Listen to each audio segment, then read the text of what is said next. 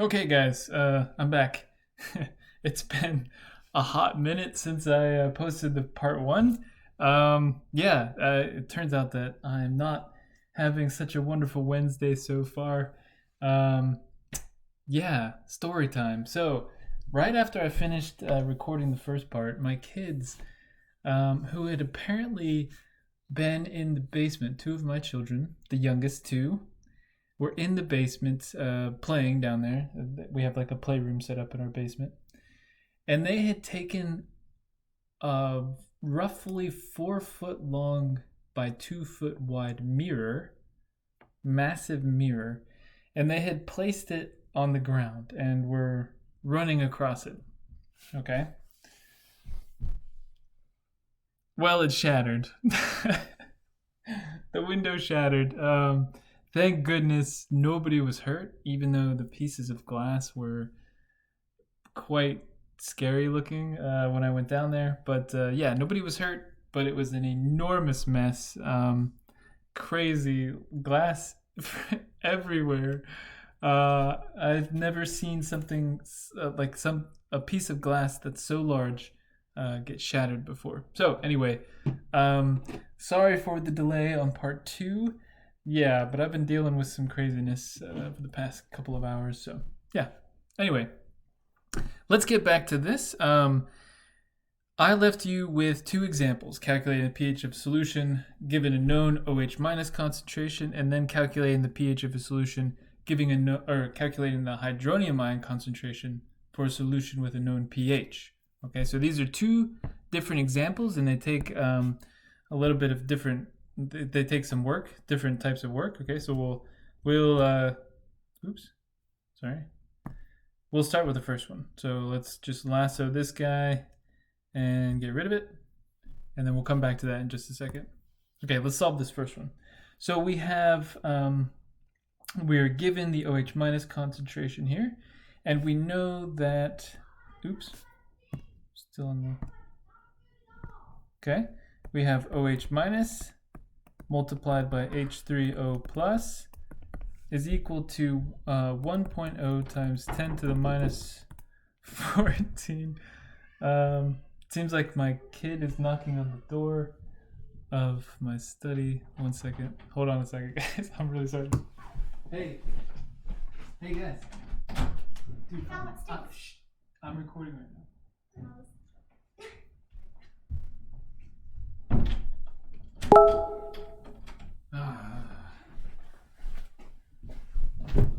Wow, today has been awesome. Oh, my kids, I love them so much.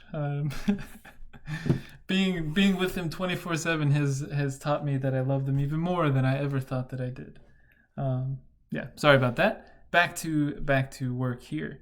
Okay, so we know that this is always true, right? We know that the product between these two will always be true, or will always be equal to 1.0 times 10 to the minus 14. So we can use this relationship to solve for the H3O plus concentration. Now, we need the H3O plus concentration to calculate the pH. We're given the OH minus, we need the H3O plus, so we just solve for H3O plus. H3O plus concentration is equal to Kw divided by OH minus concentration. Okay, and this is 1.0 times 10 to the minus 14 divided by the OH minus concentration, which is 2.5 times 10 to the minus 3. Okay, and we end up with H3O plus concentration of, 4.0 times 10 to the minus 12.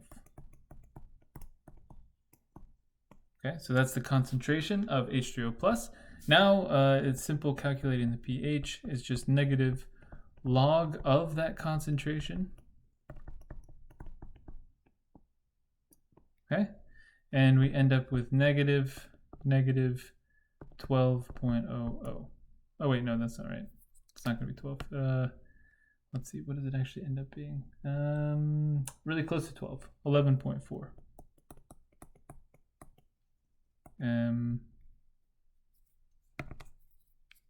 Yep, and so the negative times the negative becomes a positive, and we end up with 11.40 pH for that solution. Okay, So that's the first way. How about if we're given the pH and we want to calculate the concentration?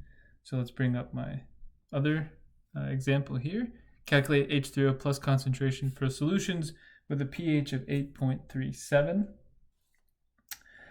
Okay, we know that pH is equal to negative log of the H plus concentration, right? We want to get to the H plus concentration, or H3O plus concentration. Remember, these two are interchangeable, and I'll be using them interchangeably a lot, so you might as well get used to it. Okay, so this is a log base 10. And how do we get rid of logs? Anytime you have a log, how do you get rid of it? Well, you take the log, or you take the anti-log of both sides, right? In this case, since it's a log base 10, if we raise both sides to the power of 10, we can get rid of that log. Okay, but first I'm going to take the negative sign over to the pH. So I have negative pH is equal to log of H plus, right? And then I take 10 raised to the value of both sides. 10 to the negative pH is equal to the H plus concentration. 10 raised to the power of a log is just equal to the answer, or the value that's within the logarithm. Okay, so we've gotten rid of the logarithm. So now we see that when we can solve for the H3O plus concentration just by taking 10 and raising it to a power of pH. So if we just plug in the pH here, 10 to the negative 8.37 is equal to H3O plus concentration is equal to 4.26 times 10 to the minus 9. Now, in the original pH, remember that these values here represent the sig figs. Okay? This value just represents the magnitude. So if we take 10 and we raise it to this value, what we can use from this is only two significant figures. So we end up with 4.3 times 10 to the minus 9 molar. Okay, and that's the concentration of H3O plus in that solution. Okay, so we can talk about pH, and this is just the negative log of the H plus concentration, but we can also describe something else called the POH, which is the negative log of the OH minus concentration. So POH is equal to negative log of the OH minus concentration. Okay? Actually, you can take the P of anything. You can have the P of the dissociation constant, which is called a pKa, and this is just equal to negative log of the acid dissociation constant. Okay, so having this P in front of stuff denotes that you're taking the negative logarithm of whatever it is. Okay, that's all it means. And so we can, of course, define the OH in this case also. Now, pH versus POH. Which one is useful? Which one do we use more? Let's look at both of them, okay? So if we start with this definition we have of OH minus multiplied by H3O plus is equal to Kw, or 1.0 times 10 to the minus 14. Okay, this is our relationship. If we take the logarithms of both sides, okay, let's take the log of both sides. Due to the nature of logarithms, I can separate out this multiplication into the log of OH minus plus the log of H3O plus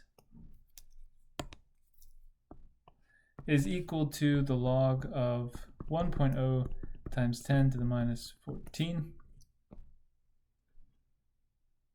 Okay, so now the log of 1.0 times 10 to the minus 14 is actually just negative 14.00.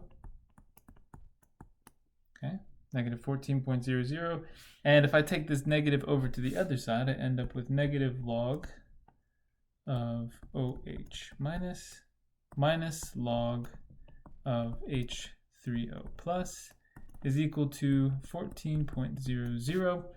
And if you notice, this is POH, and this is pH. Okay, negative log of OH minus is POH, negative log of H3O plus is pH. So we can say that POH plus pH is equal to 14.00. Okay, so we got this from this initial relationship between OH minus and H3O plus is equal to 1.0 times 10 to the minus 14. So we know now, if we look at any basic or acidic solution, the POH plus the pH must equal to 14.00. Okay, and this happens in any solution. That means that we can solve for the POH. So POH is equal to 14.00 minus pH, right? And pH is equal to 14.00 minus POH. These are always true at 25 degrees. Okay, always true at 25 degrees C, much like the relationship between OH concentration and H3O plus concentration is always true. Okay, so we can use these. If you're given pH and you're asked the POH, you can use this formula to quickly figure out what the POH or pH is given the known other. Okay, so that's the pH scale. And typically pH is used, even though POH is defined as the negative log of the OH minus concentration. Almost exclusively pH scale is used instead. And that's simply because you can always figure out what the POH is given that you know the pH. So it's just standard to always talk in terms of the pH. Okay, let's get into something else. So I mentioned it above, just like you can take the pH, so you take the negative log of the H plus concentration, you can take the POH, which is the negative log of the OH minus concentration. You can also take the P of the dissociation constant, and this gives you something called the pKa. Okay. Now, pKa, it turns out, is useful just like the pH scale. Negative log of the dissociation constant, the Ka. And the reason this is useful is because Ka values are often very, very small. And so it's much easier to talk about, just like the concentrations of H plus and OH minus are often very small, so it's easy to talk about it in terms of pH. The same is true for the pKa. It's much just easier to talk about these tiny numbers using a P scale. Okay. So let's look at some examples. If we have, for example, HClO4. Oops. No. HClO2, I guess. We have a Ka here equal to 1.1 times 10 to the minus 2. Okay, so if we take the P of that, so the pKa is equal to negative log of 1.1 times 10 to the minus 2 is equal to 1.96. Okay, so it's a little bit easier to talk about 1.96 than it is to talk about 1.1 times 10 to the minus 2. All right. Now, if we look at HCOOH, this is formic acid. This is equal to 1.8 times 10 to the minus 4. Okay, and if we take the pKa of this value, pKa is equal to 3.74. Yeah, interesting thing. This is formic acid. Okay, so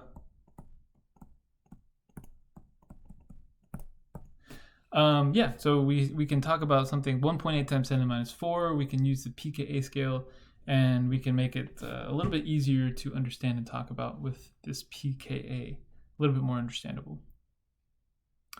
Okay, this is formic acid, and formic acid is an interesting thing.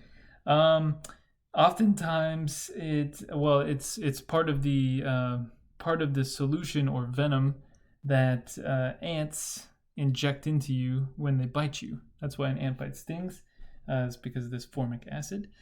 And interestingly enough, in Latin, ant is formica. or in Italian, it's formica. And that's why formic acid has the name that it does. But an interesting story. My great grandmother, Nana Sementelli, she was basically from Italy, and when my dad was a little boy, he remembers several times where his grandmother, so my great grandmother, his grandmother would see ants in the house, and she would she would start like yelling in Italian and be like, "Ah, formicas, formicas." Anyway, so anytime I see formic acid, I think to myself, formicas. Interesting. Anyway, wow, you guys are getting a lot of stories today. So notice by the pKa that the smaller value has the stronger acidity. Okay, so remember, the larger the Ka value, the more acidic something is. So, but the pKa value is opposite. So for pKa, smaller equals stronger. Okay, so the smaller the pKa, the stronger the acid. Okay, actually, let's see here. I think I'm gonna leave it off there for today. We will work through what we're getting into next is actually starting to figure out how to calculate the concentrations in different solutions using equilibria. And I think it's best to actually have an entire class period to discuss that. So I will leave that until next time. I'm sure that you guys are super sad about that. Anyway, I hope you guys have a great, wonderful Wednesday. I hope that, you have the chance to kind of sit back and do some of the fun things that they have planned for you for today. Other than that, I hope you have a great day. A better day than I'm having. Take care. See you next time.